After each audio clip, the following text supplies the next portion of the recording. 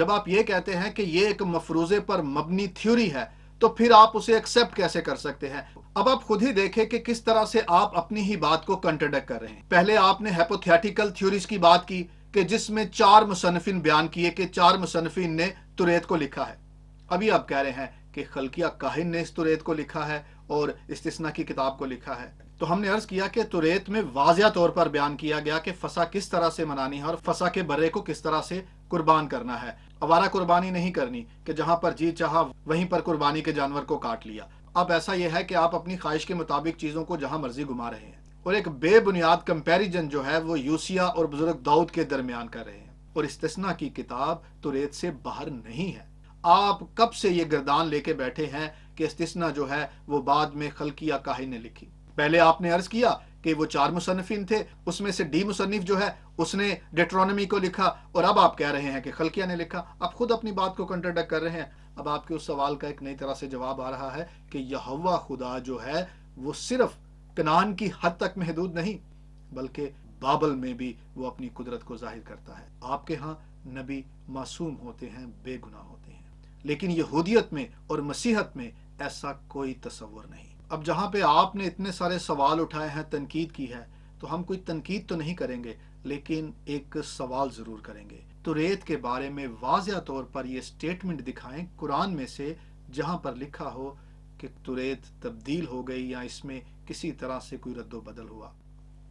शुरू करते हैं परवरदिगार के नाम से, एक खास वीडियो के जवाब के साथ। ये वीडियो जवाब है अदनान खादम सुलंगी साहब की, और बड़ी ही मोतबाना गुजारिश है कि आप बातों को बड़े ध्यान से सुनिएगा, क्योंकि आपने एक नाबालग बच्चे की तरह बिल्कुल इस तरह का रवैया रखा है जैसे कि किसी नाबालग को कुछ मालूम हो जाए तो उसको ऐसे लगता है कि बस उसे ही ये बात पता है और दुनिया में कोई नहीं जानता, या एक राज की तरह दूसरों को बताने की कोशिश करता है कि ये उसको मालूम हुआ है, इस बात का उससे पता चला है।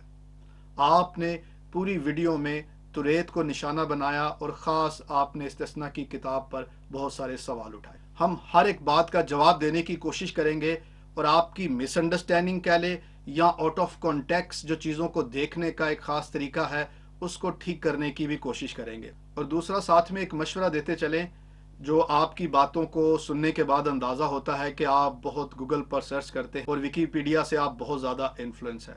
सो कोई बात नहीं, बहुत सारे लोग ऐसा करते हैं, लेकिन दुनिया के किसी भी इंस्टीट्यूट, कॉलेज, यूनिवर्सिटी में इस तरह की इंफॉर्मेशन को, तहकीक को बिल्कुल मुस्तरद किया जाता है। ये एक समझे कि ये कॉपी पेस्ट वाली बात है। तहकीक वो मानी जाती है, तफ्तीश वो मानी जाती है जिसमें आप खुद से स्ट्रगल करते हैं, कोशिश करते हैं, ना कि आप स्कॉलर्स का सहारा लेकर और बात को आगे करते हैं, और स्कॉलर्स का भी आपको पता नहीं कि उसने किस कॉन्टेक्स्ट में और क्या बात कही है। तो आपको मालूम होगा कि स्कॉलर्स जब कोई बात करते हैं, आलिम जब कोई बात करते हैं, तो उनकी अपनी रिसर्च होती है, अपनी तहकीक होती है। उससे इख्तलाफ भी किया जा सकता है, इत्तफाक भी किया जा सकता है, और ज़रूरी नहीं कि किसी एक तहकीक को लेकर आप उसे बुनियाद बना के और पूरी तरह से किसी के अकीदे को, किसी के ईमान को या सदियों से कायम दायम सच्चाई को चैलेंज करे। चले शुरू करते हैं। आपकी बातों को आपकी आवाज़ से ही सुनते हैं और फिर उस पर हम एक एक बात पर जवाब दें। भाई और दोस्तों, पिछली मर्तबा हमने एक वीडियो बनाई और हमने आपके सामने बाइबल की चंद इबारात पेश की जिनसे साफ वाज़े होता है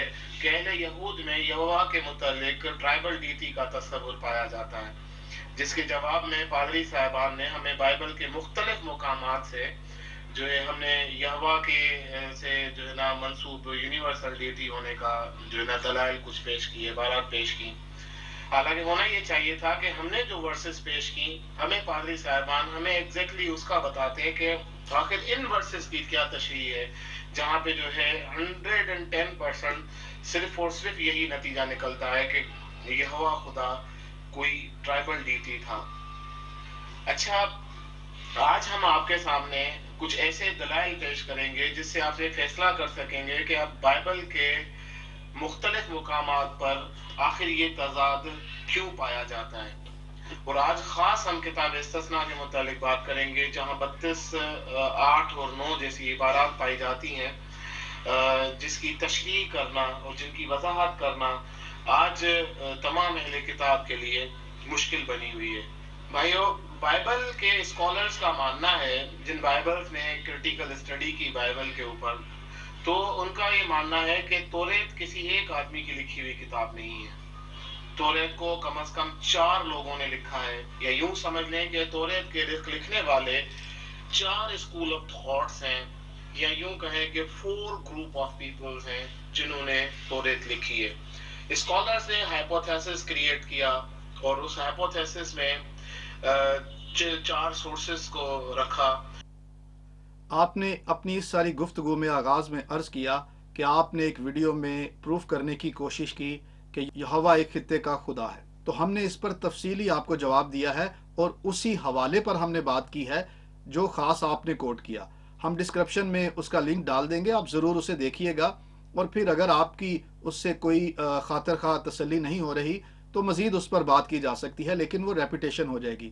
تو اگلی بات آپ نے کی کہ توریت کی کتاب کو 4 مصنفین نے لکھا، جس کی آپ نے ہیپوتھیٹیکل تھیوری کی بات کرتے ہوئے آپ نے جے ای ڈی پی کی تھیوری کو پیش کیا، جس میں جے ای ڈی پی سورسز کا ذکر کیا جاتا ہے. ہم عرض کرتے چلیں کہ آپ اپنی بات کو پھر دوبارہ سنیے گا اور دیکھیے گا کہ آپ نے کیا الفاظ استعمال کیے. آپ نے کہا کہ یہ ایک ہیپوتھیٹیکل تھیوری ہے. جب آپ یہ کہتے ہیں کہ یہ ایک مفروضے پر مبنی تھیوری ہے تو پھر آپ اسے ایکسپٹ کیسے کر سکتے ہیں؟ یہ کسی ایک یا 2 یا 4 شخص کی تحقیق ہے اور وہ ایک نتیجے پر پہنچے، اس کی بنیاد پر آپ توریت کو چیلنج کر رہے ہیں. اور ایسا ہے نہیں کہ ہم نے اس تھیوری کے بارے میں پڑھا نہیں، آپ گوگل کر کے بھی دیکھیں تو آپ کو معلوم ہو جائے گا کہ اسے تھیوری سے زیادہ اور کوئی ویلیو نہیں. اور جب ہم تھیوریز کی بات کرتے ہیں یا ہم ہیپوتھیسس کی بات کرتے ہیں تو آپ جانتے ہیں کہ ان کو کبھی بھی مستند حیثیت حاصل نہیں ہوئی جب تک مضبوط دلائل پیش نہ کیے جائے، اور مضبوط دلائل ان کے پاس بھی نہیں تھے، ورنہ اس تھیوری نے توریت کے ماننے والوں کو لاجواب کر دیا ہوتا. ہم ایک دلیل دیں گے اس کے حوالے سے اور پھر آگے بڑھیں گے. دیکھیں، جب آپ ڈارون کی بات کرتے ہیں اور ڈارون نے جو تھیوری پیش کی کہ بندر ترقی کرتے کرتے آج انسان بن گیا ہے، حالانکہ ڈارون نے آگے کچھ نہیں کہا کہ اب یہ انسان کے بعد کیا بنے گا. خیر، وہ ایک تھیوری ہے، کیا آپ اس تھیوری کو ایکسپٹ کرتے ہیں؟ وہ ایک ہیپوتھیٹیکل تھیسس ہے، کیا آپ اسے قبول کرتے ہیں؟ اگر آپ اسے قبول کرتے ہیں تو پھر اسے بھی قبول کریں گے، اور اگر اسے قبول کریں گے تو پھر ہمارے باب و اجداد بندر نکلیں گے. تو آپ سمجھ رہے ہیں ہم کیا بات کر رہے ہیں. تو تھیوریوں پر بات نہیں ہوتی ہے، پھر تھیوریز جو ہیں وہ اسٹرانگ ایویڈنس تسلیم نہیں کیے جائیں. سو یہ جو ہیپوتھیٹیکل آپ نے تھیسس پیش کیا ہے، اسے ایک نظریے سے زیادہ اور کوئی اہمیت نہیں. یہ انفارمیشن کے طور پر، نالج کے طور پر ایک نظریہ تو ہو سکتا ہے، لیکن اس سے زیادہ اس کی کوئی حقیقت نہیں ہے. اور جہاں تک بات ہے توریت کے مصنف کی، تو بہت واضح بات ہے، یعنی کہ اولڈ ٹیسٹمنٹ کی پہلی 5 کتابوں کا جو مصنف ہے وہ بزرگ موسیٰ ہے. اور جہاں اس کی موت کا ذکر ہے، اس بارے میں یہودی مورخین کا لکھنا ہے، خاص طور پر فیلوکار جوسفیس کا ہم یہاں ذکر کرتے چلیں. ان کا کہنا ہے کہ بزرگ موسیٰ خدا کا نبی، خدا کا پیارا ہے، اس لیے اسے پہلے سے ہی بتا دیا گیا کہ وہ کس طرح سے اور کس وقت مرے گا، اور اس نے خود ہی اپنی موت کے بارے میں پوری ڈسکرپشن جو ہے وہ بیان کر دی. لیکن دوسری جانب یہ بھی ایک مضبوط شہادت ہے کہ توریت کے آخری حصے کو بزرگ یشوع نے قلم بند کیا. جہاں پر بزرگ موسیٰ کی موت کا ذکر ہے، خاص طور پر استثناء کی جو آپ بات کر رہے ہیں آخری حصے کی، 5 والیوم میں سے لاسٹ والیوم کی، تو اس میں بزرگ موسیٰ کی تقریریں ہیں. یعنی کہ استثناء کی کتاب میں مختلف طرح سے بزرگ موسیٰ نے جو تقریریں کی، جن باتوں کو دہرایا، ان باتوں کا ذکر ہے. اور آگے چل کے آپ کی باتوں کا جواب دیتے ہوئے ہم مزید اس کو واضح کرتے جائیں گے. مزید سنتے ہیں آپ نے کیا کہا. ڈیوٹرانومی کتاب جو ہے، کتاب استثناء، اس کے بارے میں بھی یہ مانا جاتا ہے کہ یہ بھی کسی ایک کاہن کی لکھی ہوئی کتاب ہے. مگر اس کتاب میں اور دوسری پچھلی سورس جو ورسز ساری جو موجود ہیں پچھلی کتب کے اندر، اس میں اور ان میں بہت زیادہ فرق ہے. یہ ایک ایسا کاہن ہے جو کسی دربار سے یا کسی بادشاہ سے، جو ہے یوں کہہ لیں کہ ایک درباری مولوی، جیسے ایک ٹرم ہمارے یہاں مشرق کے اندر جو ہے نا بڑی پائی جاتی ہے یہاں پر، اسی طرح سے وہ درباری کوئی کاہن ہے یا درباری راہب ہے، ایسے راہب نے جو ہے یہ کتاب لکھی ہے. اور کبھی گمان یہ کیا جاتا ہے کہ 2 سلاطین 22 اور 8 میں، 22 باب کی 8 عبارت میں جو خلقیہ کاہن آگے کلیم کرتا ہے یوسیہ بادشاہ کے زمانے میں مجھے یہ کتاب ملی ہے. اور یہ کتاب جو ہے خلقیہ اس کے یوسیہ بادشاہ کے سامنے پیش کی جاتی ہے، اور زیادہ یہ کبھی امکان ہے کہ یہ کتاب انہوں نے ہی لکھی ہے. دیکھیں، آپ نے بزرگ خلقیہ کی بات کی، یہ یرمیہ نبی کے والد تھے، انتوت کے رہنے والے تھے. آپ نے کہا کہ इन्होंने डिट्रोनमी की किताब लिखी या उसमें तहरीफ कर दी। अर्ज यह है कि खलकिया काहिन यूसिया बादशाह के अहद में थे। अब यूसिया बादशाह का अहद जो है वो 641 से 609 काफ मीम का बयान किया जाता है, जबकि पहली और दूसरी तवारीख जिसमें उस किताब का जिक्र है वो करीबन 550 में पूरी मुरतब हुई। असल में आपने बहुत सारे तारीखी मामलात को गटमट कर दिया है, आपको समझ नहीं आ रहा क्या हो रहा है, और हम कोशिश करेंगे साथ साथ थोड़ी थोड़ी तारीख भी आपको बताएं और डेट्स के साथ और वाकयात के साथ आपको बताएं, ताकि इन सारी बातों को समझने में कुछ मदद मिले आपको। अब आप खुद ही देखें कि किस तरह से आप अपनी ही बात को कंट्राडिक्ट कर रहे हैं। पहले आपने हाइपोथेटिकल थ्योरीज की बात की कि जिसमें 4 मुसन्निफिन बयान किए कि 4 मुसन्निफिन ने तुरैत को लिखा है। अभी आप कह रहे हैं कि खलकिया काहिन ने इस तुरैत को लिखा है और इस्तिस्ना की किताब को लिखा है, तो कमाल ही है साहब। किसी वक्त में आप 4 मुसन्निफिन कहते हैं और फिर कहते हैं किसी वक्त में एक ने ये सारी तुरैत को लिखा। तो आप खुद ही अपनी बातों पर गौर करें कि आप क्या फरमा रहे हैं। बस आपने कसद कर लिया है कि किसी तरह से तुरैत को गैर मुस्तनिद करार देना है। ठीक है साहब, ये आपकी सोच है कि आपने पहले से ये तय कर लिया है और उसके मुताबिक आप मुख्तलिफ तरह से चीज़ों को तरोड़ मरोड़ कर पेश कर रहे हैं। खैर, मजीद आपकी बात सुनते हैं और फिर उस पर बात करते हैं। आज स्टार्ट करते हैं फसा से। हजरत मूसा अलैहिस्सलाम को फसा का हुक्म दिया जाता है और हजरत मूसा मनाने का खुरूज के उसमें आती है। तो हजरत मूसा अलैहिस्सलाम के मुतालिक की गिनती में और खुरूज में हवाले लिखे हुए हैं कि फसा जो है आपने बयाबान के अंदर मना ली, जो है ना आपने सेलिब्रेट कर ली। और उसके आगे यीशु के बारे में भी उसकी किताब में जोशुआ में भी यही लिखा हुआ है कि उन्होंने यरीहो के मैदान में फसा कर ली थी। अब यहाँ एक चीज आ जाती है कि जब मूसा अलैहिस्सलाम ने बगैर हेकल के फसा मना ली, ठीक है, तो इस्तिस्ना के अंदर मगर 12वां बाब आप जब खोलते हैं तो लिखा हुआ है कि बल्कि जिस जगह को खुदावन तुम्हारा खुदा तुम्हारे सब कबीलों में से चुन ले, वहां अपना नाम कायम करे, तुम उसके उसी मस्कन के तालिब होकर वहां जाया करना और वहीं तुम अपनी सोख्तनी कुर्बानियों को, ज़बीहों को, देहयकियों को और उठाने की कुर्बानी और अपनी मन्नतों की चीजों और अपनी रजा की कुर्बानियों, गाय बैलों, भेड़ बकरियों और पहलौटों को वहीं जाकर गुजराना। कहाँ ले जाना? पूरे मुल्क से जमा करके हेकल ले जाना और वहीं खुदावंद अपने खुदा के हुजूर खाना और अपने घरानों समेत अपने हाथ की कमाई की खुशी भी करना, जिसमें खुदा तेरे खुदा ने तुझको बरकत दी। ठीक है, यही चीज बात 16 में रिपीट हुई है। तू अबीब के महीने को याद रखना, उसमें खुदावंद अपने खुदावे की फसा करना। खुदावंद को तेरा खुदा अबीब के महीने में जो रात के वक्त उसको मिस्र से निकाल लाया था, जिस जगह को खुदा अपने नाम के मस्कन के लिए चुने, वही खुदावंद अपने खुदा के लिए अपने गाय बैल भेड़ बकरी से फसा की कुर्बानी चढ़ाना। हेकल बनना है 500 साल बाद, आफ्टर 500 years आफ्टर।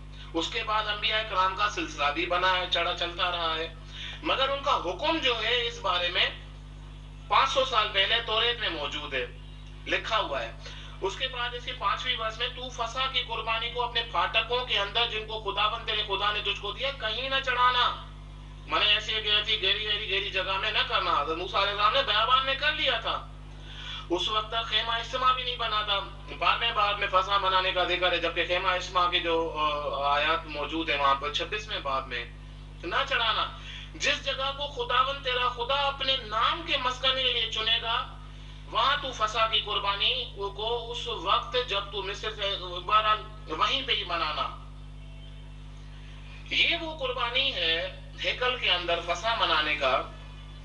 चले कह लेते हैं कि भाई उस वक्त तक हमारे पास दाऊद अलैहिस्सलाम जब तक नहीं आए थे तब तक इनके पास हेकल मौजूद नहीं थी,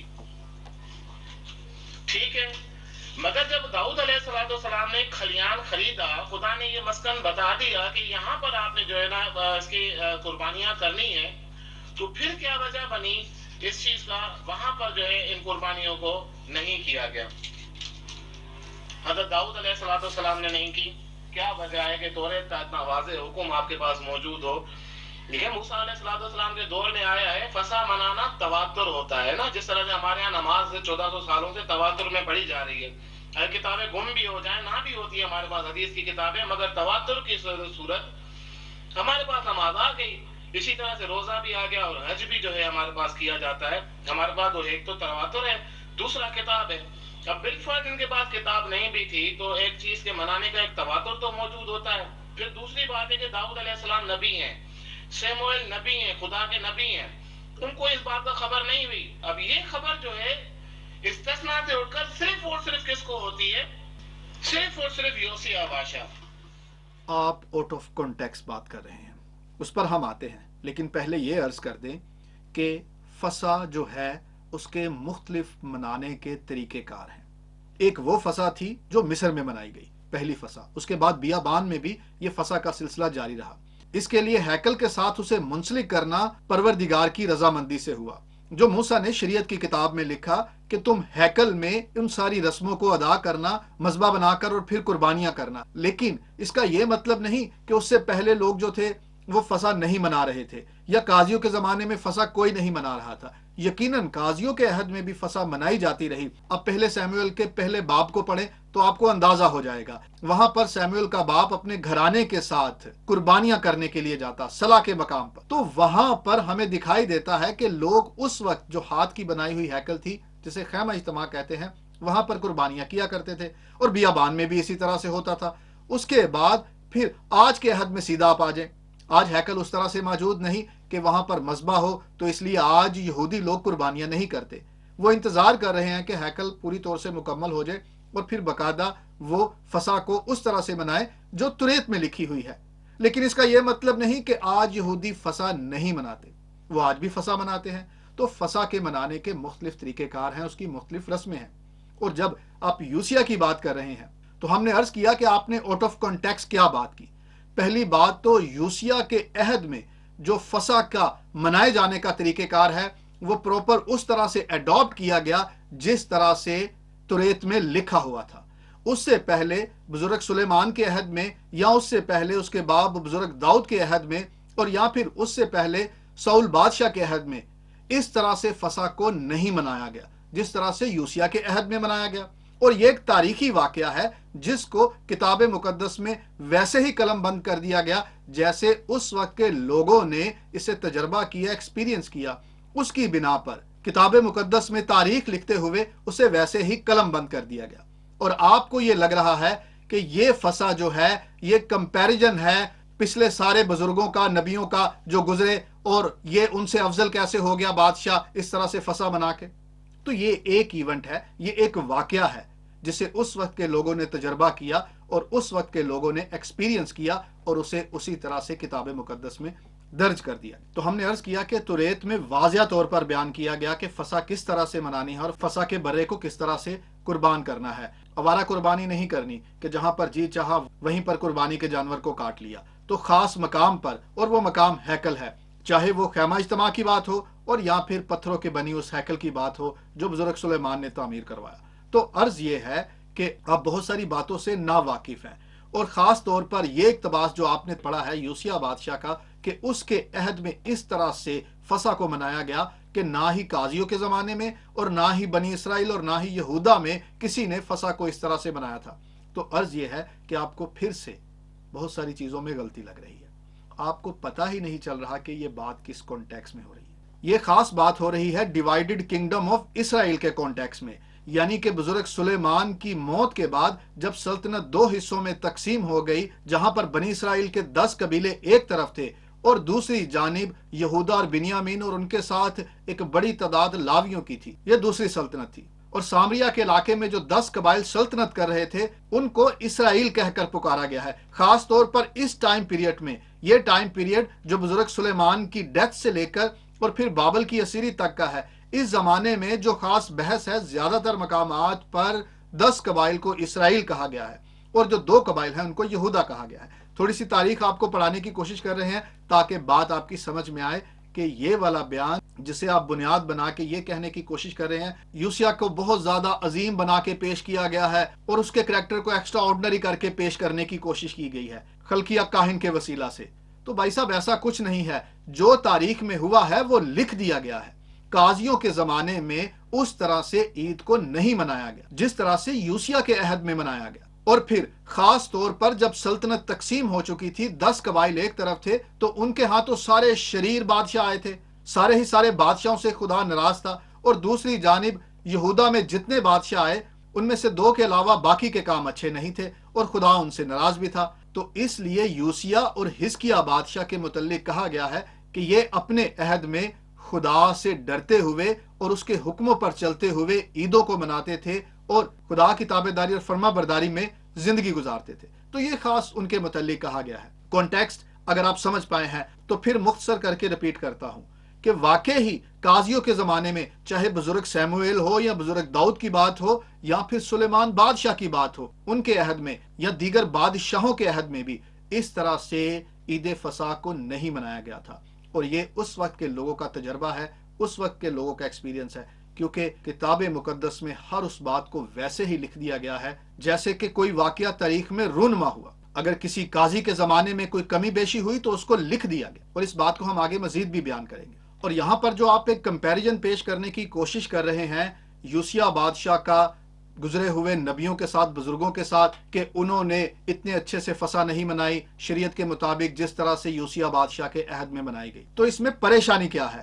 جو جیسا ہوا اسے ویسا لکھ دیا گیا۔ یہاں پر مقصد یہ نہیں کہ کسی بزرگ کو، کسی نبی کو اعلیٰ بتانا یا کسی کو کمتر بتانا، بات یہ ہے کہ تواریخ کی کتاب میں یہ واقعات ہیں جن کو درج کیا گیا ہے اور ان کو تاریخ کی روشنی میں آپ کو دیکھنا پڑے گا۔ اب ایسا یہ ہے کہ آپ اپنی خواہش کے مطابق چیزوں کو جہاں مرضی گھما رہے ہیں اور ایک بے بنیاد کمپیریزن جو ہے وہ یوسیہ اور بزرگ داؤد کے درمیان کر رہے ہیں، جبکہ یوسیہ کو بطور بادشاہ جب یہ کہا جا رہا ہے کہ نہ اس سے پہلے اور نہ اس کے بعد ایسا کوئی ہوا ہے، تو وہ اس خاص ٹائم پیریڈ کی بات ہو رہی ہے جو ڈیوائیڈڈ کنگڈم کا زمانہ ہے، جس میں تقریباً 930 کاف میم سے لے کر 550 کاف میم کا زمانہ آتا ہے۔ تو اس عہد میں جو اسرائیل میں یعنی 10 قبائل میں بادشاہ آئے، ان میں سے اس کا کمپیریزن کیا جا رہا ہے، اور دوسری جانب وہ بادشاہ ہیں جو یہودا میں سے آئے۔ تو بھائی تاریخ کی روشنی میں اور کانٹیکس میں بات کو دیکھیں، بات کیا ہو رہی ہے، نہ کہ آپ اس کا اب ہر شخص کے ساتھ کمپیریزن کرنا شروع کر دیں گے کہ بائبل کی تاریخ میں جو بزرگ آئے ہیں، جو نبی آئے ہیں، جو قاضی آئے ہیں، ان سب سے وہ بہتر تھا۔ ایسا نہیں، ایک خاص کانٹیکس میں بات ہو رہی ہے اور اسی کے اندر رہ کر آپ بات کو سمجھیں گے تو آپ کی سمجھ میں آئے گی۔ مزید سنتے ہیں آپ کی بات۔ اندر ساری یادداشت پوری لکھ لی تو 31 باب کی 26 عبارت میں حضرت ہارون علیہ السلام سے کہتے ہیں کہ اس کو صندوق کے پاس رکھ دو، اس کو صندوق کے پاس رکھ دو۔ ایک چیز سوچنے کی ہے، یہ بات لکھی ہوئی ہے استثنا کتاب کے 31ویں باب میں۔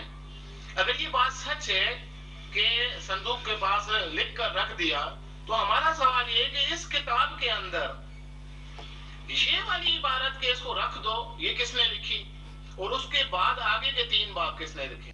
جناب عرض یہ ہے کہ آپ باضد ہیں، جو آپ نے سوچ لیا ہے اسے مختلف طرح سے دلیلوں سے اور واقعات سے یہ ثابت کرنا ہے کہ بس توریت جو ہے وہ مستند الہامی کتاب نہیں ہے۔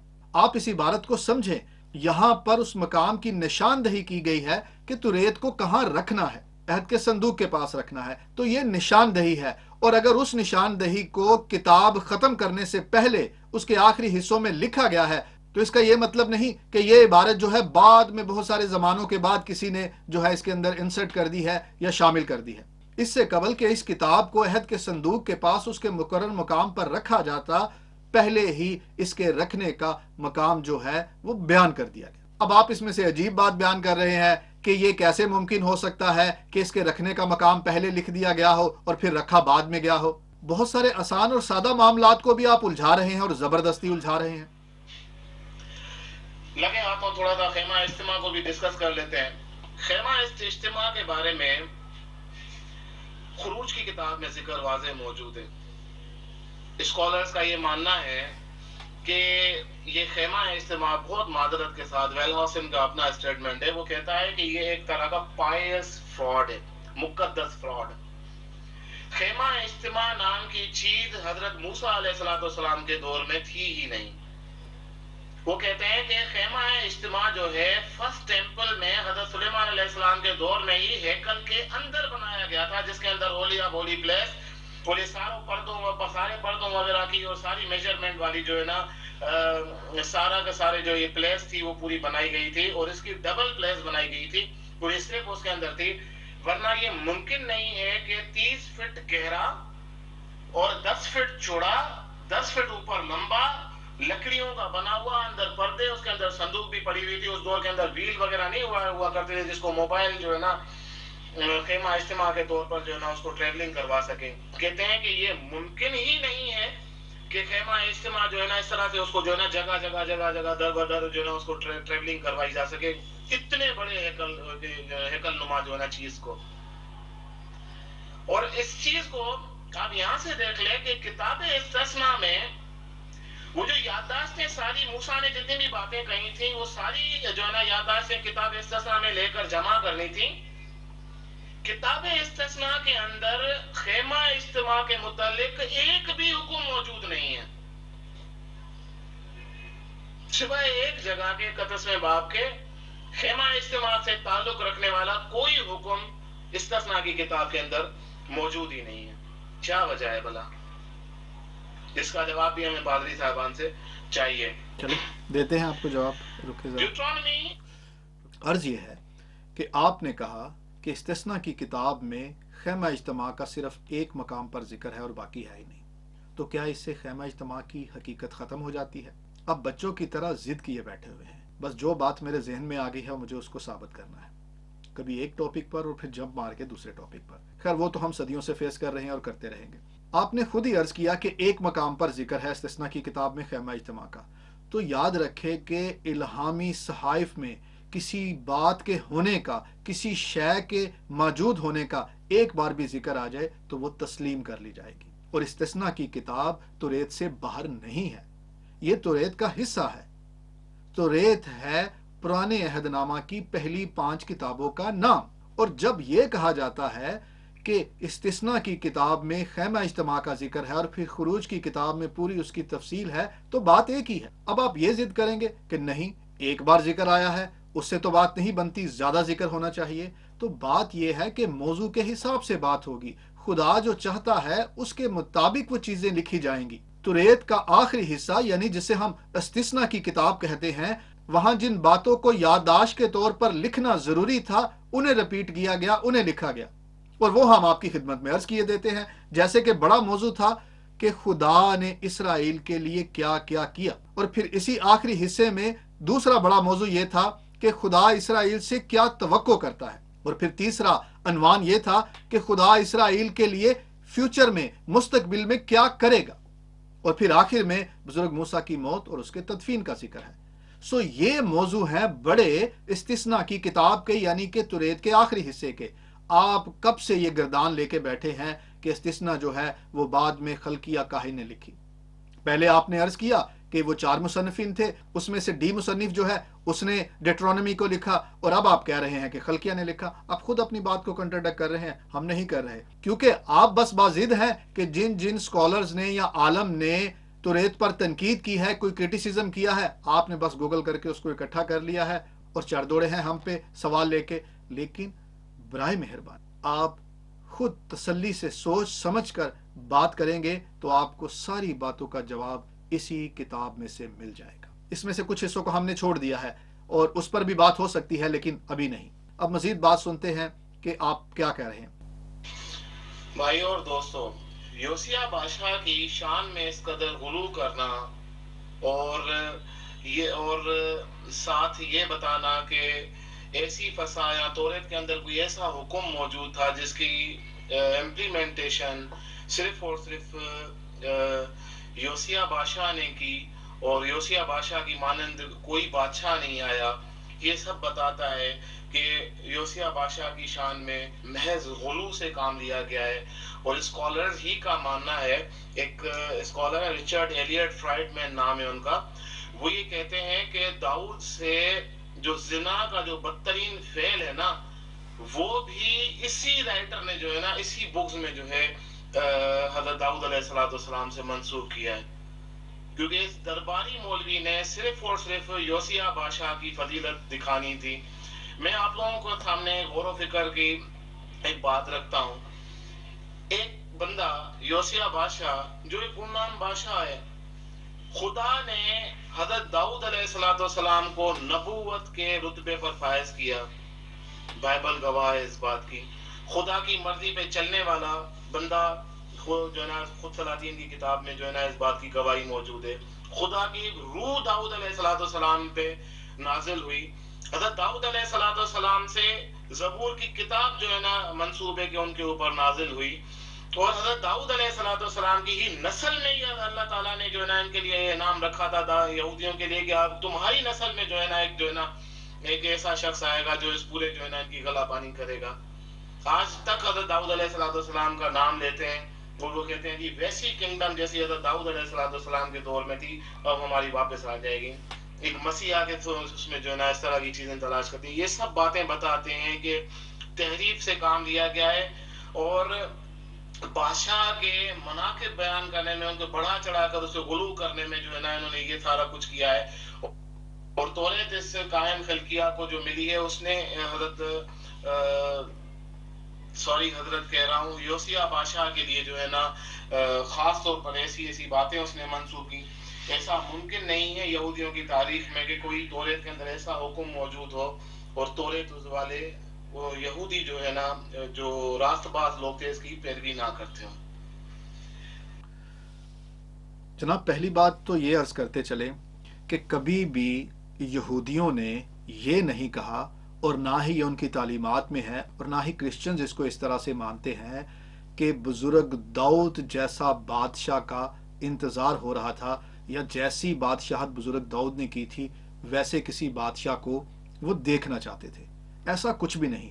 ہاں بزرگ داؤد کے تخت کو بحال دیکھنا چاہتے ہیں، اسے قائم و دائم دیکھنا چاہتے ہیں. یہودی آج بھی انتظار کر رہے ہیں کہ وہ تخت بحال ہوگا اور مسیحا جو آیا ہے وہ بھی اس کے تخت کی بحالی ہے. اور کرسچن فیتھ کے مطابق یا مسیحی ایمان کے مطابق یسوع مسیح بزرگ داؤد کے تخت کا وارث اور اس کی تکمیل ہے. یعنی کہ جو آئیڈیل کنگڈم شپ ہے وہ مسیحا کے وسیلہ سے پوری ہوتی ہے، نہ کہ بزرگ داؤد جیسی سلطنت. یہ ایک بات آپ نے بول دی، ہو سکتا ہے آپ کو سمجھ نہیں آئی کہ آپ نے کیا بولا ہے، لیکن ایسا کہیں پر تاریخ میں کسی نے کوئی ذکر نہیں کیا اور نہ ہی الہامی کتابوں میں کہیں پر درج ہے کہ یہودی لوگ جو تھے وہ یہ انتظار کر رہے تھے کہ جیسا داؤد بادشاہ تھا ویسا کوئی سلطان ہے. ایسا کچھ نہیں. وہ داؤد کے تخت کو بحال دیکھنا چاہتے تھے. خیر دوسری بات یہ کہ آپ کی ساری گفتگو میں ایک بڑا نقطہ یہ تھا کہ غیر ضروری طور پر ایکسٹرا آرڈنری یوسیہ بادشاہ کو جو ہے وہ بڑا چلا کر پیش کیا گیا ہے.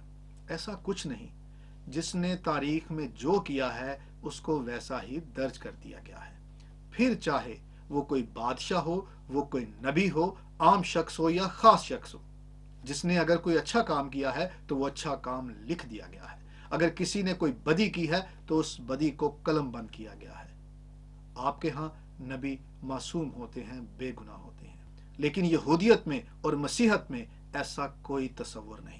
نبیوں سے بھی غلطی سرزد ہوتی ہے اور اگر کوئی نبی کوئی گناہ کرتا ہے، بدی کرتا ہے تو اس کو چھپایا نہیں جاتا، اسے لکھ دیا جاتا ہے تاکہ آنے والوں کے لیے وہ سبق ہو کہ خدا بدی سے، گناہ سے نفرت کرتا ہے. پھر چاہے کوئی نبی کرے یا عام شخص، پھر چاہے کوئی بادشاہ کرے یا فقیر کرے، بدی بدی ہے اور اسے چھپایا نہیں جا سکتا. اس لیے بزرگ داؤد نے جو گناہ کیا ہے اس گناہ کو درج کیا گیا ہے، اور جہاں پر بزرگ داؤد کے خدا کے لیے جذبات ہیں، اس کی محبت ہے، اسے بھی لکھا گیا ہے، اسے بھی قلم بند کیا گیا ہے. اور اسی طرح سے بزرگ سلیمان بادشاہ نے اپنے آخری ایام میں جو غلطیاں کی ان کو بھی قلم بند کیا گیا، اور اسی کے نتیجہ میں سلطنت دو حصوں میں تقسیم ہو گئی، بنی اسرائیل بٹ کے رہ گیا. جہاں جس نے جو خطا کی وہ خطا لکھ دی گئی، اور جہاں جس نے جو اچھے کام کیے، اپنی زندگی میں جو نیکی کی، اسے بھی کتاب مقدس میں لکھا گیا. یہاں پر یہ بات زیر بحث ہونی ہی نہیں چاہیے کہ یوسیہ بادشاہ کو بڑا چڑھا کے پیش کیا گیا ہے. کتاب مقدس میں کسی کو بھی بڑا چڑھا کے پیش نہیں کیا. پھر چاہے وہ بزرگ ابراہیم ہو، بزرگ موسیٰ ہو، داؤد بادشاہ ہو، سلیمان بادشاہ ہو، یا پھر دیگر انبیاء کرام، جہاں جس نے جو خدمت سر انجام دی وہاں اسے اسی طرح سے درج کیا گیا. جب یہ کنگڈم جو ہے حضرت سلیمان علیہ السلام کے بعد یہ دو ٹکڑوں میں بٹی، تو یہ ساری ان کی جو بادشاہت ہیں جتنی بھی اس کے بعد آئیں، یہ سارے کے سارے بادشاہ وسل کنگز. اب آتے ہیں ڈیوٹرانومی میں موجود تصور خدا کی طرف۔ اس سے پہلے ہمیں یہ سمجھنا بہت ضروری ہے کہ بائبل میں جب سلیمان علیہ السلام کے بعد اسرائیل دو ٹکڑوں میں بٹ گئی تو یہ چھوٹی چھوٹی سیاستیں جو ہوا کرتی تھیں یہ کسی بڑی سلطنت کے زیر اثر رہ کر کام کیا کرتی تھی، بلکہ یوں کہیں کہ ان کو خراج دیتے تھے، اور یہ ان کو وسل کنگز کہا گیا ہے بائبل کے اندر۔ دیور وسل کنگز جیسے پیپیٹ کنگ کہہ لیں یا ایسا کوئی ان کا اپنا جیسے وائسرائے وغیرہ ہوتے ہیں، اسی میں سے لوگ چن کر جو ہے نا وہاں بادشاہ بنا دیے جاتے تھے۔ تو بائبل میں آپ یہ دیکھیں گے جب کتاب سلاطین کو غور سے مطالعہ کریں گے یا اسے آگے کی بھی جو ہے نا بکس کو مطالعہ کریں گے، جن بادشاہوں نے اسیرین کنگ کو سپورٹ کیا ہے یا ایجپشنز کو سپورٹ کیا ہے ان کو برا بادشاہ کہا گیا ہے، اچھے بادشاہ نہیں کہا گیا ہے، اور ان کے بارے میں بری باتیں ہیں اور بری چیزیں منسوب کی گئی ہیں، اور کہتے تھے کہ بھئی یہ بت پرست تھے اور یہ تھے وہ تھے، جو کچھ بھی تھا ان کے بارے میں لکھا ہوا ہے۔ مگر بیبیلونینز کے لیے ہمیشہ آپ پورا یہ پڑھیں گے سلاطین کی کتاب سے لے کر آپ آگے دانیال کی کتاب تک، بیبیلونین کنگز کو یا اس کے وسل کنگز کو ہمیشہ اچھے الفاظ میں بتایا گیا ہے۔ ببلیکل اسکالرز کہتے ہیں کہ یوسیہ بادشاہ بھی بیبیلونین وسل کنگ تھا۔ اس دور میں غالباً نبوکدنضر کی حکومت تھی۔ اب کیسے یہ ممکن ہے کہ خدا ایک بت پرست کو، ایک ایسا بندہ جو خود کی عبادت کرواتا ہو اور بت پرست کو خدا اپنا خدمت گزار جو ہے نا بندہ یہ کہے اور لوگوں کو کہے کہ جو اس کی خدمت نہیں کرے گا میں اس کو تہس نہس کر دوں گا، برباد کر دوں گا، یہ کیسے ممکن ہے؟ مگر یرمیہ کی کتاب میں ایسی عبارتیں لکھی موجود ہیں۔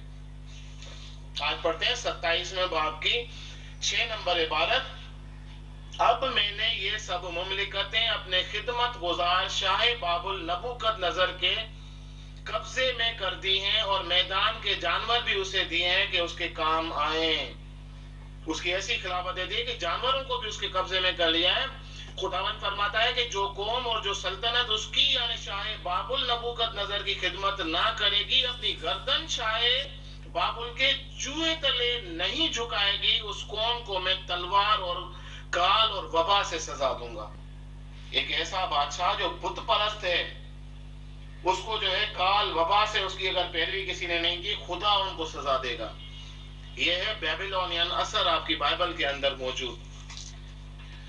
دانیال کی کتاب کے 3 باب میں لکھا ہوا ہے کہ نبوکدنضر بادشاہ نے ایک سونے کی مورت بنوائی جس کی لمبائی 60 ہاتھ اور چوڑائی 6 ہاتھ تھی، اور اسے دورا کے میدان صوبے بابل میں نصب کیا۔ کس نے نصب کیا؟ نبوکدنضر نے۔ نبوکدنضر ایک بت پرست بادشاہ، اس کی وسل جتنے بھی کنگز ہیں وہ بائبل کے پازیٹیو کیریکٹرز ہیں، اور یہاں تک کہ اس کے حمایتی بائبل کے انبیاء اکرام بھی دکھائے گئے ہیں۔ ایک اسکالر ہیں ڈاکٹر رابرٹ ایف فیفر، وہ یہ کہتے ہیں کہ ڈیوٹرانومی کی کتاب چونکہ ایک ایسے وسل کنگ کے دور میں لکھی گئی ہے، یوسیہ بادشاہ جو بیبیلون کا جو ماتحت بادشاہ تھا، تو پوری ڈیوٹرانومی میں سوائے ایک چیپٹر میں وہ شاید کہیں کسی دوسری جو ہے نا دور میں کبھی لکھا گیا ہو اور اس میں شامل کر دیا گیا ہو، مگر پوری استثناء میں خدا کے بارے میں، یہوہ خدا کے بارے میں یونیورسل ڈیوٹی کا تصور نہیں پایا جاتا۔ کوئی ایسی عبارتیں نہیں پائی جاتی پوری استثناء کی کتاب میں کہ کوئی ایسا خدا ہے جو کائنات میں دوسرا کوئی خدا نہیں ہے، وہ صرف اور صرف ایک خدا ہے اور ایک اکیلا بادشاہ ہے، تمام جہانوں کا سنبھالنے والا یا تمام جہانوں کو سزا دینے والا ہے، تمام جہانوں کو سب کو چلانے والا، پوری ڈیوٹرانومی کے اندر موجود نہیں ہے۔ ابھی آپ یوسیہ بادشاہ کی بات کرتے ہوئے بیچ میں آپ نے اور باتیں بھی کی، خیر ان باتوں کی طرف ہم نہیں جائیں گے، ہم خاص بات کریں گے ابھی جو آپ نے بابلیون کے زیر تسلط رہتے ہوئے یوسیہ بادشاہ کی اور خلقیہ کاہن کے متعلق کہا کہ وہ ان کے زیر سرپرست تھے اور ان کی تعریف میں اور تعظیم میں یہ ساری باتیں کرتے، اور نبوکدنضر بادشاہ کا آپ نے یرمیہ کی کتاب میں سے حوالہ دیا اور پھر دانییل کی کتاب میں سے، تو یہیں سے شروع کرتے ہیں بزرگ دانییل کی کتاب میں سے۔ آپ نے یہ حوالہ پیش کیا کہ بزرگ دانییل کی کتاب میں لکھا ہے کہ اس بادشاہ نے اپنی مورت بنوائی اور اسے سجدہ کرنے کے لیے کہا، لیکن آپ نے آگے نہیں پڑھا۔ کہ اسی کتاب میں دانییل کی کتاب میں لکھا ہے کہ بزرگ دانییل نے اور اس کے دوستوں نے سدرک مسک اور عبد النجو نے اس مورت کو سجدہ کرنے سے انکار کر دیا۔ اب یہ بات بھی تو وہیں پر لکھی ہے کہ اس بادشاہ نے اگر ایک تکبر میں بھرا ہوا فعل کیا ہے تو اس فعل کے برخلاف بھی لوگ کھڑے ہیں جو اسی کے عہد میں اس کے سامنے کھڑے ہوئے اور ان کو بھی کتاب مقدس میں درج کیا گیا۔ سو آپ بات سمجھ رہے ہیں۔ اور پھر آپ نے کہا کہ نبوکت نظر جو ہے وہ ایک بت پرست بادشاہ ہے اور دیکھے کہ خدا اس کے ماتحت جو ہے وہ اپنی قوم کو کر رہا ہے۔ بھائی ایسا ہے کہ اگر آپ کتاب مقدس کو اور خاص توریت کو ہی پڑھیں تو آپ کو معلوم ہو جائے گا کہ نہ صرف توریت میں بلکہ پرانے عہد نامہ یا اولڈ ٹیسٹمنٹ کے دیگر حصوں میں بھی خدا صرف بنی اسرائیل میں ہی کام کرتے ہوئے دکھائی نہیں دیتا۔ اب آپ کے اس سوال کا ایک نئی طرح سے جواب آ رہا ہے کہ یہوہ خدا جو ہے وہ صرف کنعان کی حد تک محدود نہیں بلکہ بابل میں بھی وہ اپنی قدرت کو ظاہر کرتا ہے، اور نبوکت نظر کے وسیلہ سے خدا کی برگزیدہ قوم نے جو غلطیاں کی ہیں ان کو سدھارتا ہے اور انہیں اسیری میں بھیجتا ہے نبوکت نظر کے ہاتھ میں کر کے۔ اور نہ صرف نبوکت نظر بادشاہ بلکہ فرعون جو مصر کے بادشاہ ہوا کرتے تھے ان کو بھی خدا استعمال کرتا ہے۔ آپ کے ہاں تو درج ہے بزرگ یوسف کا واقعہ کہ کس طرح سے فرعون خواب دیکھتا تھا اور بزرگ یوسف اس کی تعبیر کرتا، اور انہی خوابوں کی تعبیر بیان کرنے کے بعد اسے غلامی سے رہائی ملی اور تخت نصیب ہوا۔ نہ صرف یہ بلکہ فارس کا بادشاہ خورس، اس کے متعلق اچھی باتیں لکھی ہوئی ہیں۔ جس بادشاہ نے اچھا کردار ادا کیا اس کی اچھی باتیں لکھی ہیں، اور خدا نے بادشاہوں کو استعمال کیا، خدا نے بادشاہوں کے اوپر اپنے اختیار کو ظاہر کیا۔ نہ صرف بات یہاں تک محدود ہے بلکہ بابل ہی میں آپ نے عرض کیا نا کہ بابلی بادشاہوں کی تعریف کرتے تھے اور ان کے متعلق اچھی اچھی باتیں کرتے تھے، تو یہاں پر ایک عبارت آپ کے لیے پڑھنا ضروری ہے تاکہ آپ اسے سنیں اور دیکھیں کہ یہی نبوکت نظر بادشاہ جس کو ایک طرف خدا زور دیتا ہے دوسری طرف اس کی عدالت بھی کرتا ہے۔ میں آپ کے سامنے وہ عبارت پڑھوں گا کیونکہ ضروری ہے تاکہ آپ سمجھ پائیں کہ جہاں جس بادشاہ نے جو فعل کیا اس کے مطابق اسے کتاب مقدس میں درج کر دیا گیا۔ بزرگ دانیل کی کتاب کے 4 باب کے حصے کچھ یوں ہیں کہ یہ سب کچھ نبوکت نظر بادشاہ پر گزرا۔ 1 سال کے بعد وہ بابل کے شاہی محل میں ٹہل رہا تھا۔ بادشاہ نے فرمایا، کیا یہ بابل عظیم نہیں جس کو میں نے اپنی توانائی کی قدرت سے تعمیر کیا ہے کہ دور سلطنت اور میری جاہ و جلال کا نمونہ ہو؟ بادشاہ یہ بات کہہ ہی رہا تھا کہ آسمان سے آواز آئی کہ اے نبوکت نظر بادشاہ، تیرے حق میں یہ فتویٰ ہے کہ سلطنت تجھ سے جاتی رہے اور تجھے آدمیوں میں سے ہانک کر نکال دیں گے اور 7 دور تجھ پر گزریں گے، تب تجھ کو معلوم ہوگا کہ حق تعالیٰ آدمیوں کی مملکت میں حکمرانی کرتا ہے اور اسے جس کو چاہتا ہے دیتا ہے۔ اسی وقت نبوکت نظر بادشاہ پر یہ بات پوری ہوئی اور وہ آدمیوں میں سے نکالا گیا اور بیلوں کی طرح گھاس کھاتا رہا، اور اس کا بدن آسمان کی شبنم سے تر ہوا، یہاں تک کہ اس کے بال عقاب کے پروں کی مانند اور اس کے ناخن پرندوں کے چنگل کی مانند بڑھ گئے۔ اور ان ایام کے گزرنے کے بعد، انٹرسٹنگ بات ہے، اس کو آپ سمجھیں، ان ایام کے گزرنے کے بعد میں نبوکت نظر نے آسمان کی طرف آنکھیں اٹھائی اور میری عقل مجھ میں پھر آئی، اور میں نے حق تعالیٰ کا شکر کیا اور اس حی القیوم کی حمد و ثنا کی جس کی سلطنت ابدی اور جس کی مملکت پشت در پشت ہے۔ اب یہ نبوکت نظر خدا کی یہوہ خدا کی قدرت کو پہچانتا ہے، اور یہاں اس سارے اقتباس میں یہوہ خدا کی بات ہو رہی ہے۔ سو یہوہ خدا بابل میں بھی اپنی قدرت رکھتا ہے، نہ صرف بابل میں، ساری کائنات میں۔ تو ہم عرض یہ کر رہے ہیں کہ نبوکت نظر بادشاہ جب تک خدا کی مرضی کے مطابق چلتا رہا تب تک وہ حکمرانی کرتا رہا اور اس کی طاقت بڑھتی رہی، لیکن جہاں اس نے تکبر کیا، اس نے گھمنڈ کیا، وہیں پر خدا نے اس کی عدالت کی، اور پھر وہ جانوروں کے ساتھ 7 برس تک رہا، اپنا ذہنی توازن کھو بیٹھا۔ لیکن پھر جب اس کی عقل بحال ہوئی تو اس نے زندہ خدا یہوہ خدا کو پہچانا۔ تو بھائی دانییل کی کتاب میں اور دیگر صحائف میں بھی جہاں پر جس بادشاہ نے یا کسی شخص نے بھی کوئی اگر اچھا کام کیا ہے تو اسے کتاب مقدس میں درج کیا گیا ہے، اور اگر کسی نے کوئی بدی برائی کی ہے تو اسے بھی لکھا گیا ہے۔ آپ کہہ رہے ہیں کہ یوسیہ بادشاہ اور خلقیہ جو ہے وہ بابل کے بادشاہوں کی تعریف اور تعظیم میں جھکے ہوئے ہیں، یا اس وقت جو یہودیوں کی سلطنت تھی وہ بابلی بادشاہوں کے ماتحت تھی، اس لیے ان کی تعریف اور تعظیم میں ہی سب کچھ بولتی تھی، لکھتی تھی؟